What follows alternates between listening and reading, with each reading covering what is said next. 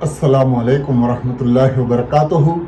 दोस्तों, हज 2025 में पूरे भारत से जितने भी हाजी गए थे माशाल्लाह उनका हज पूरा हो चुका है और वो आने की तैयारियां शुरू हो चुकी हैं। पहली फ़्लाइट 12 जून से शुरू हो चुकी है। आज 14 तारीख है और आज इंशाल्लाह दूसरी तीसरी फ़्लाइट आने वाली है। तो ये पूरा सिलसिला अभी जून का पूरा महीना और जुलाई का महीने तक भी चलेगा इंशाल्लाह।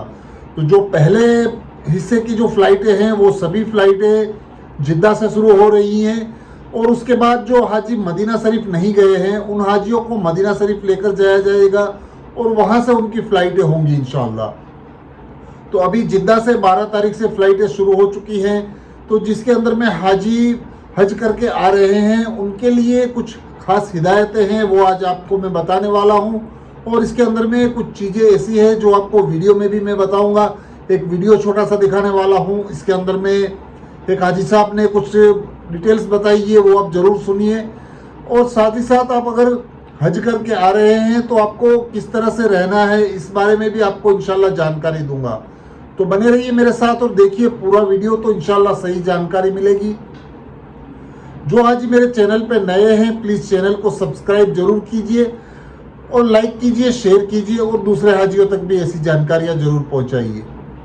दोस्तों, हज 2025 में जितने भी हाजी हज करने के लिए गए हैं माशाल्लाह उन सभी का हज मुकम्मल हो चुका है और हाजियों के वापसी की तैयारियां शुरू हो चुकी हैं।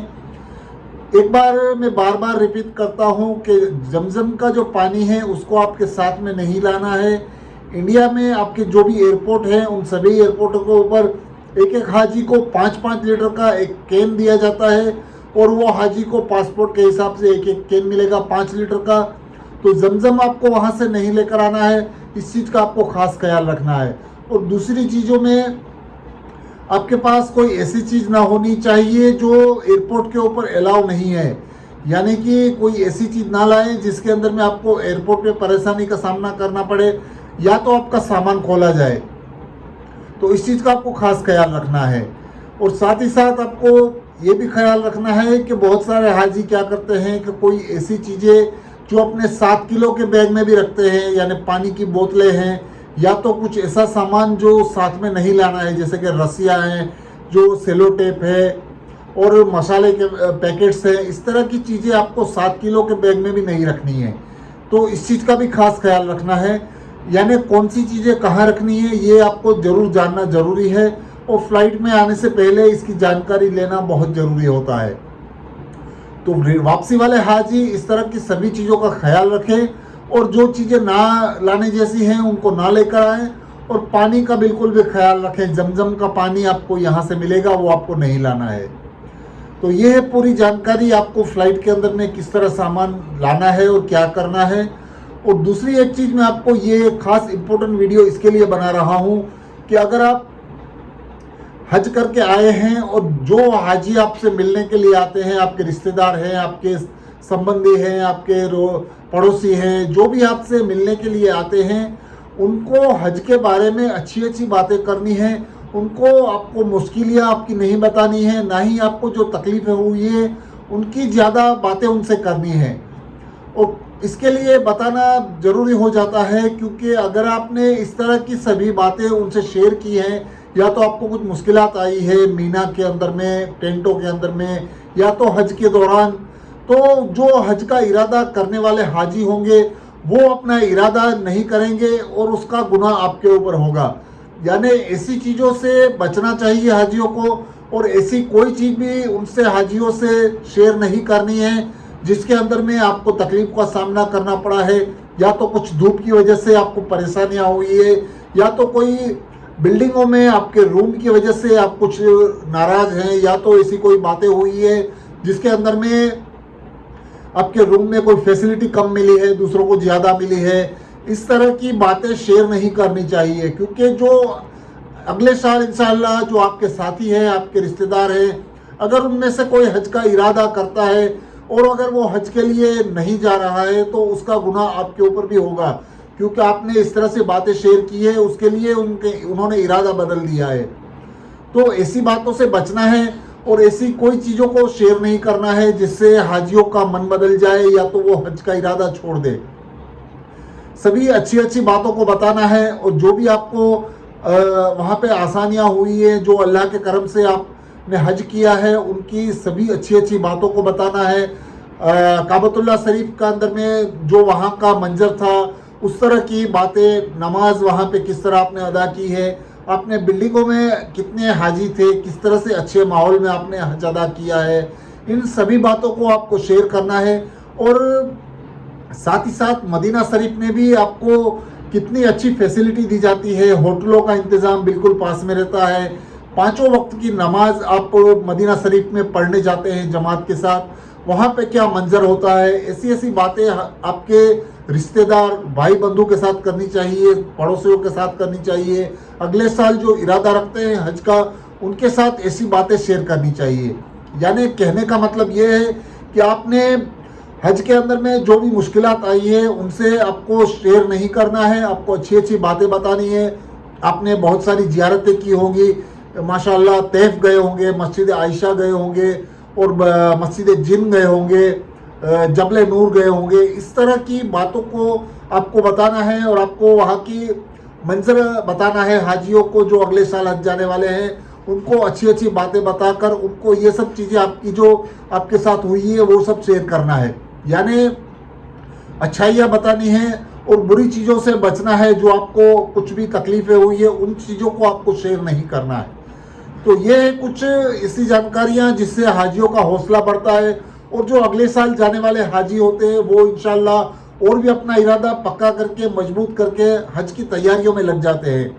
इंशाल्लाह इस साल जुलाई से ही हज का फॉर्म आना शुरू हो जाएगा, ऐसी खबरें आई है।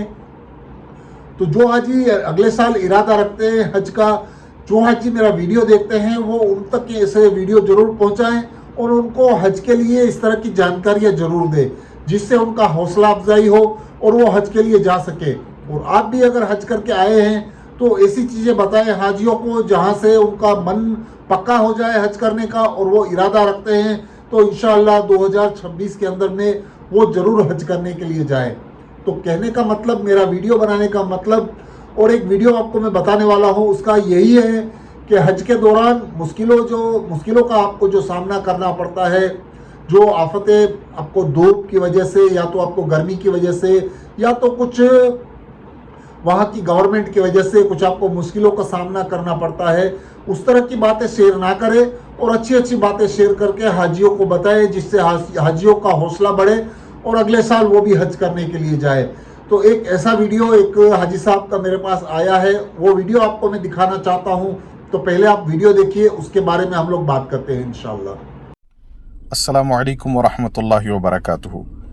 जो हुज्जाज किराम इस साल हज के मुबारक सफ़र से फ़ारिग होकर अपने अपने मुल्क वापस जा रहे हैं, उनकी खिदमत में एक दरख्वास्त ये है कि अपने मुल्क जाकर हज की तकलीफ़ों को बयान नहीं करना चाहिए। बास हाजी यहाँ से जाते हैं और ज़रूरत से ज़्यादा यहाँ की नेगेटिविटी को बयान करते हैं, मुश्किलों को बयान करते हैं। इससे उलमा ने मना फरमाया है। देखिए, ज़िंदगी में हम कितना नहीं थके हैं, दुकान बनाते हुए थके, बच्चों की शादियां करते हुए थके, घर बनाते हुए थके, ड्यूटियों में थके, धक्के खाए, कितना कुछ करने के बाद हमने ज़िंदगी में तरक्की पाई है। लेकिन हज के मुबारक सफ़र में 5 दिन की थकन, 6 दिन की थकन और 50 और 60 साल के गुनाह अल्लाह ने माफ़ कर दिए। इससे बड़ा ऑफ़र क्या हो सकता है? तो यहाँ से जाने के बाद खामखा यहाँ की तकलीफ़ों को बड़ा चढ़ाकर बयान करना, अपने मुजाहिदात को बड़ा चढ़ाकर बयान करना, इससे उलमा ने मना फरमाया है। इसका नुकसान यह होता है कि लोग फिर डर जाते हैं और बहुत सारे लोग हज के इरादे को तर्क कर देते हैं। वो हज के नाम से भी डरते हैं कि भाई इतना मुजाहिदा हमसे बर्दाश्त नहीं होगा। लिहाजा यहाँ के अनवार व बरक़ात को बयान करें, मक्का मुकर्रमा के फ़ज़ाइल को बयान करें, और हज करने के बाद जो अल्लाह ताला ने आपको एक रूहानी लज्जत और मज़ा दिया और अल्लाह की मददों को जो आपने देखा, उन चीज़ों को बयान करें। बिला वजह मक्का मुकर्रमा और मदीना मुनव्वरा की यहाँ की मशक्क़तों और तकलीफ़ों को इस तरह बयान न करें कि हमारी बातों को सुनकर कोई अल्लाह न करे फ़र्ज़ हज से रुक गया, तो उलमा ने लिखा है कि इसका सारा वबाल उसके सर होगा जिसने मशक्क़तों को, जिसने बहुत ज़्यादा बयान करके डराया। वो इसका जिम्मेदार होगा। दोस्तों आपने देखा इस वीडियो को जिसके अंदर में हाजी साहब बता रहे हैं, उस तरह से आपको माशाअल्लाह करना है और कोई ऐसी बुराई नहीं करनी है जिससे हाजियों को अगले साल जाने वाले हैं उनका हौसला टूटे या तो वो हज का इरादा ना करें।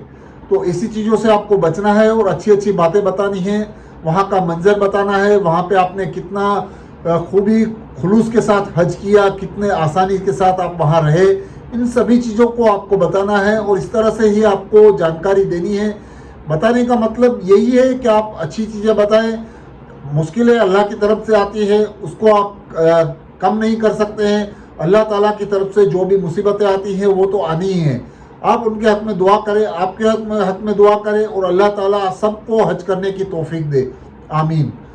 दोस्तों यही था आज का वीडियो। अच्छा लगा है तो चैनल को सब्सक्राइब जरूर कीजिए, लाइक कीजिए, शेयर कीजिए और दूसरे मुसलमानों तक ऐसी जानकारियाँ जरूर पहुँचाएं जो हज करने का इरादा करते हैं, उनको भी ऐसी मालूमातें हासिल हो। अल्लाह हाफिज़।